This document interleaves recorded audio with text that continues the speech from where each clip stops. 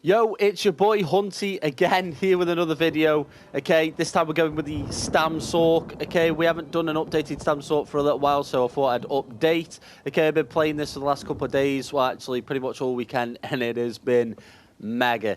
Absolutely just slapping people left and right, one-shotting people. It's been mega.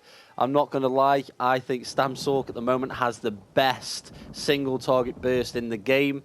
And it's just in classes when you actually just neutralizing targets left and right. It's phenomenal. Okay, let's get straight into it then. We're going to straight into the gear. We are going all max damage on the Stam Sorc. We are medium armor and we are going in.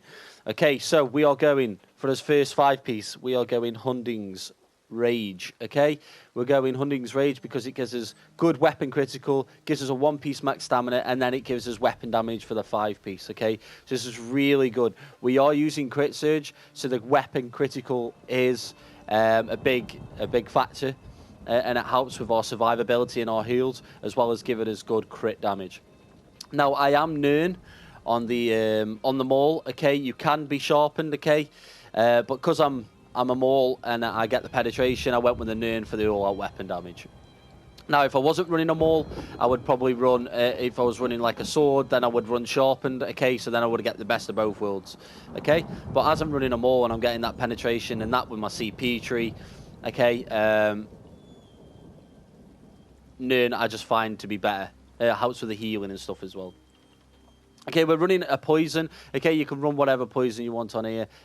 Double dot poisons or whatever sort of AIDS poisons you can sort of think of. Whack on the front bar.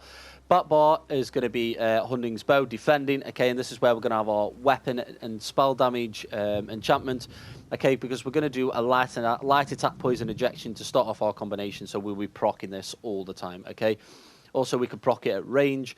Okay, so it's just a lot easier to use on the back bar. Okay, our monster set is going to be Bloodspawn. We all know it's going to be Bloodspawn. I'm not a fan of Troll King. I'm not against anyone who uses it. But I'm not a personal fan of Troll King. Mainly because when you get in a 1v1 in Cyrodiil, you're just really frowned upon when using Troll King. Because in a 1v1, you shouldn't be using Troll King because it is a bit of a carry. You know, it takes the emergency oh shit heal rotation off you because it basically does the work for you. So people won't use Troll King in 1v1s, and I find myself having a lot of 1v1s and being called out in open world for 1v1s. So I find the Bloodspawn just a lot better for me. Mainly because it gives me the resistances. I'm in medium armor as well. The ulti regen is phenomenal. Okay, and the 1-piece recovery as well really helps out this build as we're not using a recovery set. Okay, so I find Bloodspawn just works a lot better for me. Again, personal preference, put Troll King on, and the build will work just as fine, okay? It's all personal preference. So, our second 5-piece is Brightheart, okay? This might not come to a shock to anyone. We have used this a lot of times. Me, myself, Jack Bull, quite a few other Stam Sorcs have used this set because it is pretty much spot on for a Stam Sorc and everything you need from a Stam Sorc, okay? So, start off at... It gives you the same as Hunding's. Weapon critical, and max stam, okay? So we got some really good crit. When you deal crit damage, you have a 10% chance to increase your weapon damage by 439 for 10 seconds. Okay? We will be getting a lot of crit damages. We're running really nice crit on this, nearly 50%, okay, which means pretty much everything we're doing is critting. Okay, so what I find is a lot of the time is I'll do a light attack poison injection and I'll proc Brightheart nearly straight away. And if I've not, once my hurricane touches him and that procs a chance of critting, okay, we have a lot of uptime on Brightheart is what I'm trying to say. And also, while this effect is active, your critical strikes heal you for 791 health. Okay, not a great deal, but it's just an extra income of healing, okay? We know this is a high damage patch, and we know dots are really intense. So any crit heals we get, or any additional healing we get this patch is just, I'm open arms to, okay? So for me, Hundings and Brightheart maxed together is just an insane combination, and honestly, it's phenomenal. Okay, so I am 1-piece robust. And then I am infused on the other 2 rings weapon damage, okay? I am all weapon damage. I feel like I don't need to use a lot of recovery on this build because I feel like a lot of targets are down and out before I actually manage to start struggling with resource management. Even outnumbered, just 1 dart conversion every now and again and a few heavy attacks, and I just feel like it's completely fine. Okay, so we are going hard on the weapon damage. As you see, we do have fully buffed with a continuous. We have 5.6 weapon damage, and it's unreal. Okay, so that's it for the gear. Let's go through the skills. Okay, nothing special about the skills. A generic setup for the skills. So we're going Hurricane, which is going to be our resistance buff, and does a little bit of damage. Shuffle, which is going to be our snare removal. Vigor, which is going to be our heal over time. I say heal over time over 4 seconds, but it is a greater heal. Okay, this is when we've got to rally up a 21k Vigor, okay, which is really, really nice for a Stam Sorc. No major mending, no minor mending. We're just going all out raw damage, which then in hand helps us with our healing. Dart Deal, this is going to be our resource management and a little bit of a burst heal. And also Poison Injection, which is going to be another dot pressure over time and help us give that a little bit of range. Now, I am using the Sigic Order Ultimate. This is not morphed. What you want is you want the morphed version that gives you the 8% reduced damage. Okay, I'm a noob. I don't have it yet. I've literally only just got Sigic, and I'm still leveling it.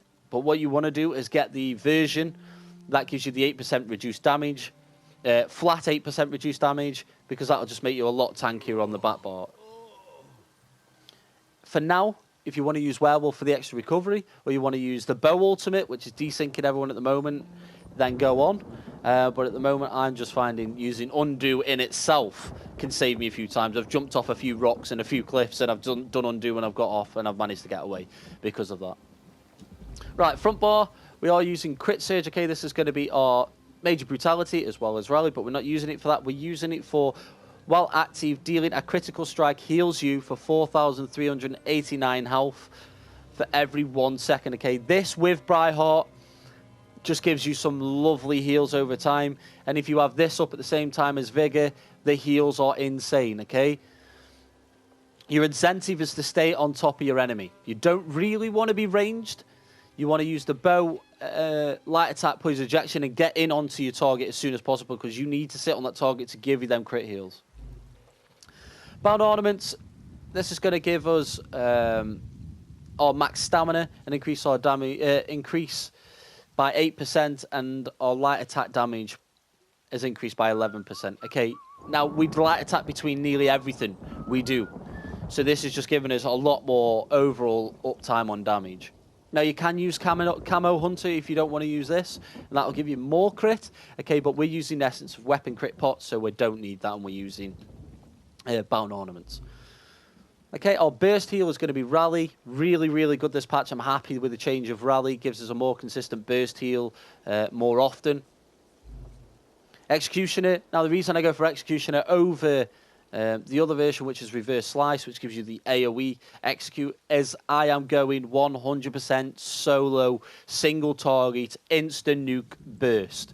And that's why I go with Executioner. I'm not joking you, this Executioner is broken. I feel like it does need a nerf, because I have crit people for 12k executes. I've like heavy attacked executed, and I've took half of people's health like straight away. And it's just nuts. Executor is hitting so hard, and if you're using a Stam Sorc, I really, really recommend you using Execute over Reverse Slice. Now, the only time I would use Reverse Slice if you were swapping Onslaught for Dawnbreaker, and you want to do the Dawnbreaker Reverse Slice, and you want to take out 2 targets maybe.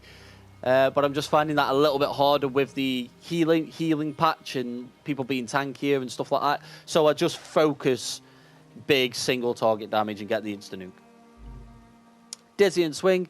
Okay, this is going to be our CC and our helps with our big burst damage. Okay, I don't really know what we're going to do next patch. I really hope the CC stays on this ability. If it doesn't, we're going to have to work some things out. But for this patch, it's still working really strong and really phenomenal. And it just hits like a truck on this build. Onslaught, yes, I'm probably going to get some slate for using Onslaught, as it's a bit cheese and it's hitting really hard right now and whatever. I don't care. I'm a solo player. I play in like a 4-5 group max, and that's not even often because a lot of people don't play at the moment. So I'm playing a lot of solo or 2vx.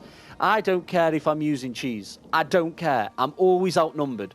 I have multiple people on me at any one time. If you telling me using Onslaught against 5-6 different people is cheese and OP, then you need to get a grip. Okay? Using Onslaught gives me that glimmer of hope that I might be able to burst someone. I can use Dawnbreaker, but I just feel just trying to burst multiple people down this patch is just a hell of a lot harder because there's just 20 healers. Where I'd prefer to just focus the healer with a Dizzy Onslaught and get the healer out of there straight away. Therefore, I can manage to get the clip because I manage to get the rest of the DDs. So that's why I'm using Onslaught. Because it just hits like an absolute truck. And then because Executioner is very strong this patch, with the penetration on top of that, yeah, it's just nuts. Absolutely nuts. So that is the skills. Let's go into the champion points. I say this every time. Champion points is personal preference. This is what works for me. Might not work for you. So place this as you would like. This is just a guideline. This works for me. A lot of people look at people's CP and they don't understand other people's CP. This is just what works for me. It's been working really, really well for me. So that's the champion points. Let's go into the consumables. We are using the Arteum Takeaway Broth. Reason we're using this is because it gives us the health recovery, therefore it gives us a little bit more survivability. Increases max health, health recovery, max stamina, and stamina recovery. And it gives us a little bit more max stat and a little bit more recovery, but nothing that's like major. We're mainly using this one for the health recovery. We are in medium armor, and healing is a big key factor to surviving. Now, if you can't afford this, as it is really expensive and quite cheeky to get hold of sometimes, you can just use Dubious Cameron Throne in this build. Will work fine. It just means you might have to do a couple more dodge rolls. You can't take the damage up front because you just don't have the health recovery. But this will work perfectly fine. The damage will not be affected. The damage will still be insane. Resource management will still be really good. You're just going to lose out on a little bit of health recovery. As for pots, okay, at the moment I'm using just the movable pots, stamina, health, and movables. Every now and again I switch between these and the Essence of Weapon Crit. Now these are best in slot. These will give you survivability, damage, everything. It'll give you more crit, grants you major savagery, and gives you 2,191 weapon critical rating for 40 seconds. Restores 10,000 health burst heal. Gives you health recovery. Restores 7,487 stamina immediately and gives you stamina recovery by 20%. Okay, so these pots are very, very strong. This gives you crit healing, crit damage, the lot. It's phenomenal. It's going to bump your damage up so much and your survivability. So let's have a look at the stats then. So we are looking at, on the front bar, so we got 38k max stam. We got nearly 1.8k stamina recovery, which is lovely on a Stam Sorc, and we got 4.2 weapon damage without a continuous and without the Briarheart proc. As you can see there, we got 51.3 weapon critical, which is really, really nice, which means pretty much every other ability or pretty much everything we're doing is critting. Like, it's just so strong. We're critting all the time. We're getting that Briarheart proc, and we're getting them crit heals from Crit Surge all the time. Now let's look at the back bar. Back bar we're looking at, without a Bloodspawn, 20k spell resistance, 22k physical resistance with a 3.1 crit resist. Now I do recommend going high on the crit resist over resistances, as I feel like everyone is using resistance debuffs and stuff. So I feel like decreasing the crits is a lot more essential. Okay, so if we look at our crit on the back bar, we have 56.2% weapon critical on the back bar because of the bow bar passives. Okay, so when we're doing a light attack poison ejection, we have a massive opportunity and chance to get that Brightheart proc. Therefore, we're fully buffed when we hit the target with Brightheart up and active. And I think that is it. Obviously, the 5.6 weapon damage is the full potential of the build. Someone will turn around and go, oh, you only have 4.2 weapon damage there. Okay, right? No, that is when it's got a continuous. We've done a light attack, and as Brightheart is procced, I'm always going to show you the full potential stats because that is the full potential of the build. Okay, there's no point me telling you, oh, it sits at this, but it does climb higher. You want to see the max potential out of this build. Therefore, I will show you and I'll tell you the max potential. I am an Orc. For those that are interested, I am using the Tower Mundus for the max stam. And like I say, I am an Orc for the big all-out weapon damage, and we're just going max damage on this build.